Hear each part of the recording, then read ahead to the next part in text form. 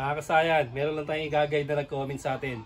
Magkakabit siya ng hollow switch, Nipro Music o kaya Cicada, dual horn tsaka stock horn.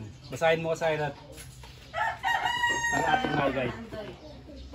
Kasayan, gawa ka ng video kung paano maglagay ng hollow switch sa motor gamit ang Nipro at tsaka stock horn. Kapag pinindot yung hollow switch, magbubusina yung Nipro gamit yung stock horn switch. Sana mapansin Kasayan. Shoutout kay Arnold Nadella. Nag-comment siya sa cellphone holder with charger at voltmeter. Parehas lang ng pagka.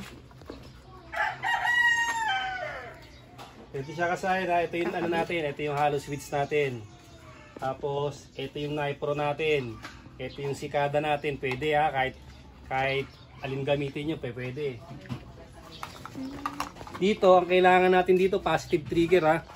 Kasi kung negative trigger kayo, kailangan nyo pang baguhin yung trigger nyo, kagaya ng ginagawa natin. Marami tayong video dyan kung paano natin nilipat yung negative trigger to positive trigger. Ito siya, ang una natin gagawin, itong busina natin. Yan ha, ito yung busina natin ha, ito yung dual horn. Yung ground nya, nandito na oh. Ito nakalagay na ron oh. Nakaipit na ron yung ano, I-terminal. Kasi ito yung ground natin. Ito tanggalin ko para mas makita nyo.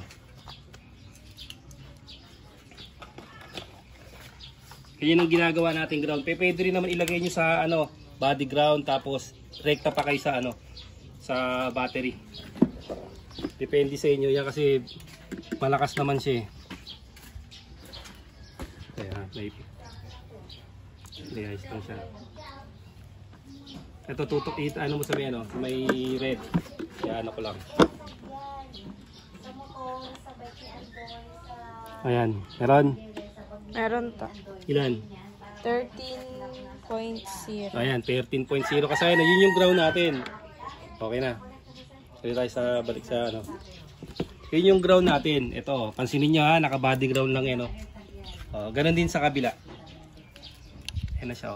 Para wala nang papahaba yung linya. Pwede naman yan kung gusto nyo paghiwalayin, islagay nyo sa tornilyo, tapos diretso nyo sa, ano, sa positive ng battery. Pwede din naman yun. Ito naman, subuko naman, okay naman siya eh. Ganito yung ginawa ko ilang years na okay pa rin siya sa may kolong-kolong. Tapos nakalagay na yung negative. Pag sinupply natin ng positive to, dapat tutunog na siya. Kaya susupply natin ng positive ano.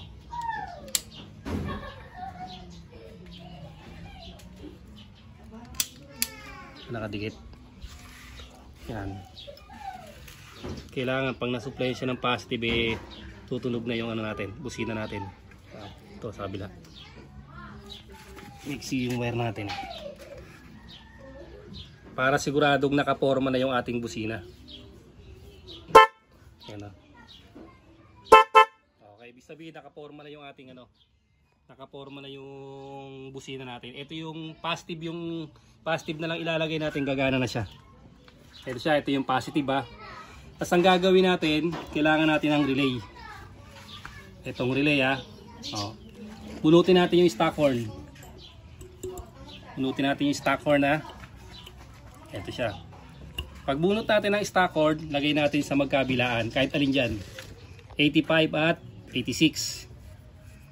Ayan siya ha. 85 at 86. Tayo lagay na natin. Tapos, number 30. Ito siya, may fuse siya ng 15 amperes. Ito siya, oh. Diretso siya rito.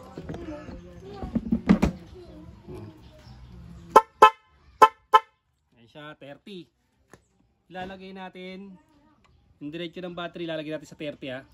O, yung galing battery. Ayan siya. Okay, may 30 na. Siguraduhin nyo lang ipit siya ng plies ha. May ipit yun dito para mas maganda yung tunog. Ito na, nakaporma na ba?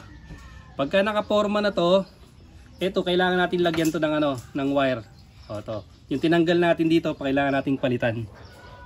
Ito, gagawin natin ha. Ito siya. Sa busina. Kung paano ginawa natin doon, yun din ang gagawin natin dito. Tignan nyo ha. Ito, body ground.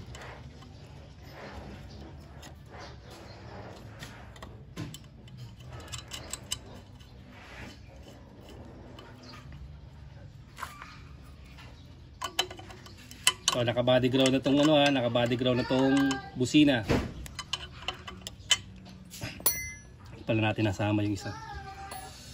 Ay tama, dito na siya. Tapos pero pang isa.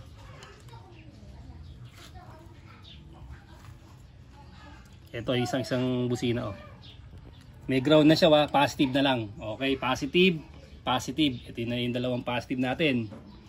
Ano siya Tapos ito 87 na lang yung kulang.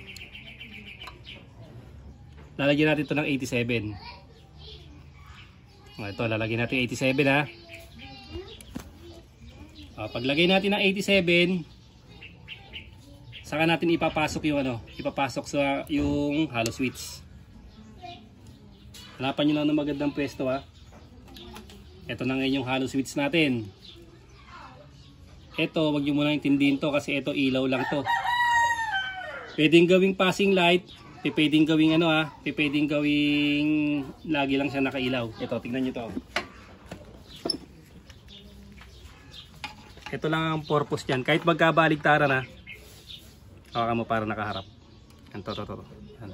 Para kita yung ilaw. Ayan siya Ayan, pansinin nyo, yung negative nasa positive. Kasi ang hollow switch parang relay lang yun kahit magkabaligtaran siya, importante masuplayan lang siya. Pag sinuplayan nyo, lagi lang siya nakailaw, pindutin mo. Kahit pindutin mo ulit. Nakailaw lang siya, kahit kahit pindutin mo siya. Then ito, pwede natin ilagay sa pwede natin siyang ilagay sa passing, parang passing siya. Pag magbubusina ka, saka lang siya magpapatay sindi. Kaya ito, kumbaga sa kuha, napakasimple lang. 3 wire lang. Ito yung positive negative. Yung nasa unahan yan yung common. Tapos ito, normally closed, normally open, o parang dalawang 87 ng relay. Ayan siya. Ito lalagay natin. Lalagay natin sa 87 ng relay. Ito, tingnan nyo pagpasok natin ng dalawa, ang ilalagay natin dalawa. Yung automatic, laging tayo naglalagay ng 30 sa may fuse, pabuntang battery. Tapos itong 87 ilalagay natin sa common. Ito na siya.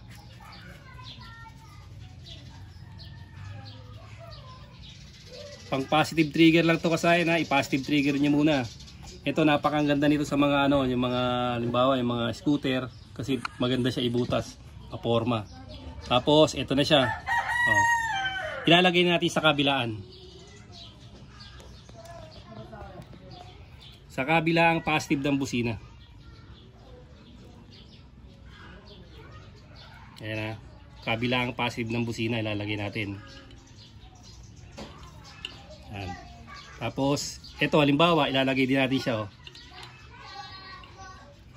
lalagay natin para mag passing siya. Lalagay lang natin sa positive negative.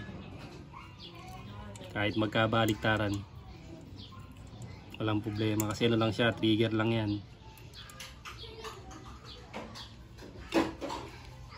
Lang muna natin testing na natin. Tapos ito yan siya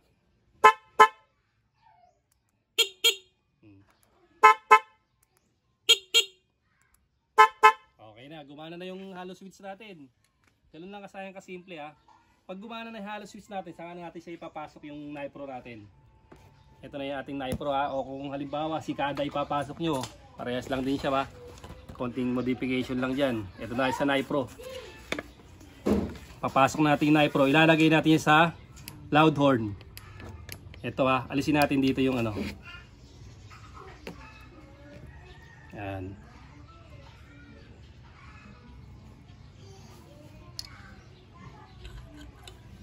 Lalagay natin dito yung itong papuntang pindutan. Ito siya. Yung green na may lining na yellow. Tapos yung blue papuntang busina. Tapos yung black sa ating negative. Negative body ground lang, pwede na yan. Dito sa pinaglagyan nito, okay din to. Pinaglagyan natin ng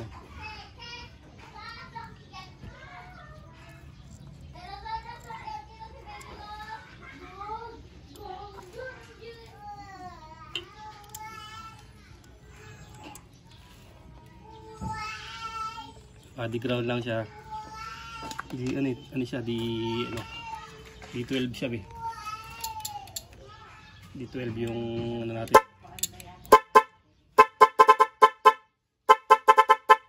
Okay, ganun lang kasayan ha. Simple lang ha. Lipat mo. Okay. Stock horn tayo. Pindutin natin. Stock horn. Oh. Tapos pag pinindot natin, Nipro. Okay, stock horn. Nipro dual horn. Ganun lang kasayan yung pagkakabit ha. Simple lang to. Simple lang. Pagka gusto nyo ng ilaw lang, lagay nyo lang sa positive at negative tong ano natin. Red tsaka yung red saka black. Lagay nyo lang sa positive negative. Kung gusto nyo yung passing lang siya, iilaw lang siya pagka nakapindot kayo. Ilaw lang siya pagka nakapindot. Tapos pagka gusto nyong nakapindot yung loud o yung babaliktarin nyo lang to. Ayan siya. Pagbaliktarin nyo lang yung dalawang positive. Yung positive ng busina. Pag meron pa kayo hindi naintindihan, mag-comment lang kayo. Sasagutin natin yan. Hanggang dito na lang mga kasayan. Salamat sa panonood.